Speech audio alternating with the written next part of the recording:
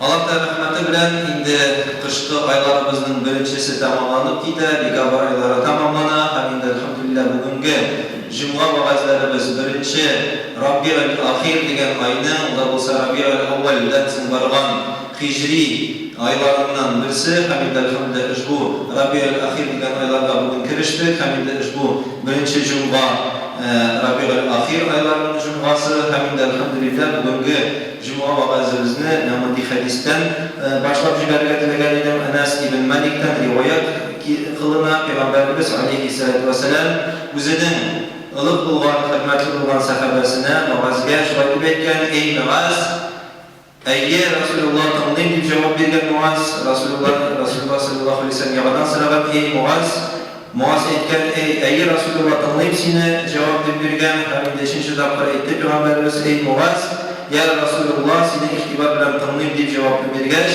Payg'ambarimiz alayhissalatu vassalam ana shunday so'zlarni aytgan: "Shin ko'ngildan Allohdan boshqa ibodatga loyiqli zot yo'q, ham Muhammad aning elchisi deb shahodat qilishini Alloh taolo jahannam o'tini harom qilgan" deb aytgan Payg'ambarimiz.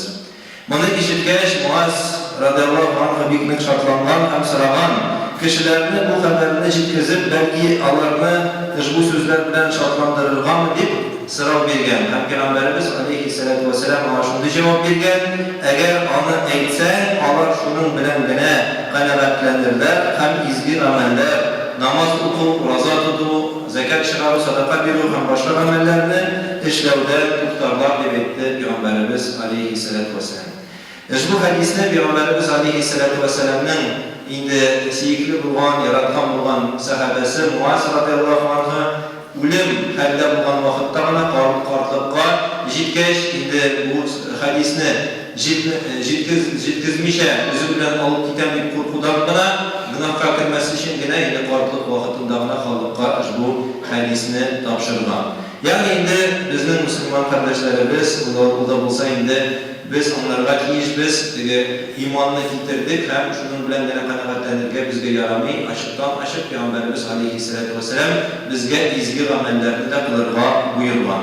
Ikkinchi oyatda Alloh subhanahu va taolo Hujurat surasining 14-oyatida aytgan: "A'udhu billahi minash shaytonir rojim. قالت الأعراب آمنا قل لم تؤمنوا ولكن قولوا أسلمنا ولما يدخل الإيمان في قلوبكم وإن تطيعوا الله ورسوله لا يلدكم من أعمالكم شيئا إن الله غفور رحيم." Badavi Arapları iman keltirdik deb aytdi. Aytsin ularga: "Ey Muhammad, siz iman keltirmadingiz, lekin tishdan bana islom dinini qabul etdik deb aytdingiz. Alik ko'ngilleringizga imonning asari da kirgani yo'q, iman keltirgan niyatingiz da yo'q. Agar shundoqda iman keltirib, ixlos ko'ngil bilan Allohga, Muhammadning rasuliga bo'ysunsangiz, musulmonlar bilan qilgan amallaringizni hech kimchilik erishmas edi. Savobi albatta yo'qolmas edi. Shundoqda Alloh yarqovchi ham rahmat etuvchidir" deb aytadi. Ya'ni endi ushbu oyatlarimiz ko'ringancha endi dildan iymon keltiruvga hali bir narsada tugul. Hatto biz iymon keltirgan kishini mu'min deb aytsak-da, albatta bir kishi tildan iymon keltirsa, u musulmon bo'ladi. Bu iymonning sharti, ammo biz kishining ko'nglini kira olmaymiz. Shunga ko'ra o'zlarining musulmon deb aytgan qayg'urishlarni degan dindan bu aslida onun dinga kirib bitmavi, onun ko'nglina iymonning niqlab o'rnashmavi orqasida endi shunday ko'rniklar bor. Unda bo'lsa bizning endi tumanlarimiz aramizda, bizning endi abilarimiz, opalarimiz har bir ishroqda ularni dinga endi boshlaymiz.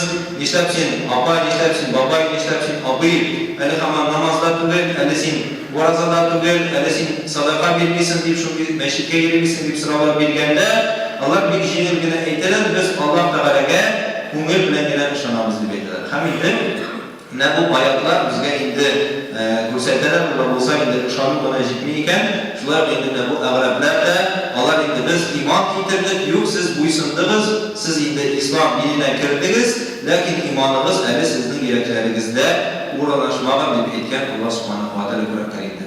Ya'ni endi arablar orasida kishilar bo'lsa-da, balki bizning Totar xalqimiz, Müslüman halklarımız aramızda da indi şunday kişiler vardır. Kaysileri ey Müslüman debeyde, lakin yüreklerinde adamın iman eserleri de görünmüyor. Hem de andi kişiler elbette Müslümanlar, lakin indi ne bu mümin diyen sözge erişe almamanlar. Hem de şu ne bu debeyde indi iman degen eybir anın elbette temin var. Her bir eybirni işken suğubuzunu, aşağıdan riziklarımızın hatta indi aşağı algıtırgan timir mesela indi anın özünün temin var. Şular indi bizim imanının da temin var. Hem indi Peygamberimiz aleyhissalatu vesselam etken imanının temin şu iş sifatka iyi olan kişi güne tıyar etken. Birincisi kim Allah'ını hem anın ilşisi başka varlık meselelerden de bırak yaratan etken Peygamberimiz. İkinci kimini gene yaratsa da fakat Allah işin gene yaratan. Hem işincisi ul utka kirkirge telemegen kibik yağda cahiliyetke faytırga telemi. Yani cahiliyet o da olsa indi dinimizge kadar, dini kabul etken kadar bizim indi Araplar cahiliyet halinde bulganlar, hem indi dinle yirak bulganlar, kutlarga da bulganlar, bu halge faytırga nişik telemiler, şular indi utka kirgen köpük, şular indi cahiliyetke faytırga kurqalar degen. Hem indi birinci Müslümanlar elbette imanın temin tatıganlar, hem indi şey kumulden bilgenler, şu an böyle Allah dinlerine nık bulgan. Dünya temlerine aldanmışa, indi Allah Teala kuşkanların öte, anın tıygan amellerinden tıyılıp yaşaganlar. İmanın temin tatığının birinci bilgisi bulup tura, o da olsa Allah Teala'nın hamanın ilşisi başka bakım nerselerden de nıbrak yaratılır. Hem indi elbette Peygamberimiz aleyhissalatu vesselam eyken, sizin imanlarınız kamil bulmayacak, eğer de ki siz mini, hem indi Allah Teala'nın hem mini, eti enilerimizden de nıbrak yaratmazsınız diye. Yani biz dinimizni yetkizuvchi Peygamberimiz Muhammed Mustafa sallallahu aleyhi ve sellem bizga indi u cehennem o'tlaridan azoblik keltirgan, hamda biz uni dinlarimizdan nidroq yarattirib yeyish bo'lib turamiz. Hamda yaratib albatta bizning imonning usuli, hamda biz unutmasqa tiyishmiz. Bizning indi alhamdulillah islom g'alimlarimiz iman ul ish eybirden tura, hem indi imanlı kayıp galimlerimiz kış bilen çalıştıralar. Olda olsa bu kışının başı var, hem indi bu kışının yanında iki kanatı var. Hem indi başı bu muhabbet olsa, bir kanatı ul korku. Yani indi Allah Teala'nın gazabından korku, ikinci Allah Teala'nın rahmetine, ikinci kanat olsa Allah Teala'nın rahmetine ümit, yani ümit izmev. Hem indi Allah Teala bizni teşirir, Allah Teala kılgan günahlarımızı kabul etir ümitlenu. Hem indi şu Allah Teala'nın gazabından korku. Hem indi bu korku bizni elbette amellerge hem indi biz şu korku sebebi boyunca indi namaz kılırga kiyişmiz, urazat kılırga kiyişmiz, Allah Teala bizni gazaplar deyip ümit indi elbette bizden eğer de ki biz kimşilik ya ki günah indi günah kıldığı iken Allah Teala'ya biz indi tevbelerini kaldırığa kiyiş bugün biz hem indi tevbe kılıp Allah Teala bizni inşallah yağlıklar deyip şimdi indi hisler bulurga kiyiş bizden. Hem indi elhamdülillah şuraya bir de Allah subhanahu wa ta'ala Hatımlar suresinin 65. ayetinde şuraya beyken Euzubillahimineşşeytanirracim فَلَا رَبِّكَ لَا يُؤْمِنُونَ حَتَّى يُحَكِّمُوا فِيمَا شَجَرَ بَيْنَهُمْ ثُمَّ لَا يَجِدُوا فِي أَنفُسِهِمْ حَرَجًا مِمَّا قَضَيْتَ وَيُسَلِّمُوا تَسْلِيمًا. Allah subhanahu wa ta'ala Hatımlar suresinin 65. ayetinde ise Rabbim ismi bilen ant itip etem Müslümanlar üzere bahsleşken işleri konusunda ey Muhammed senden hüküm ittirmişe şirk imanını bulamazlar. Allah senin hükmüne gönüllerinde şirk kaldırmazlar. Hem senin hükmüne şirk gönülde riza olup müsellem bulurlar.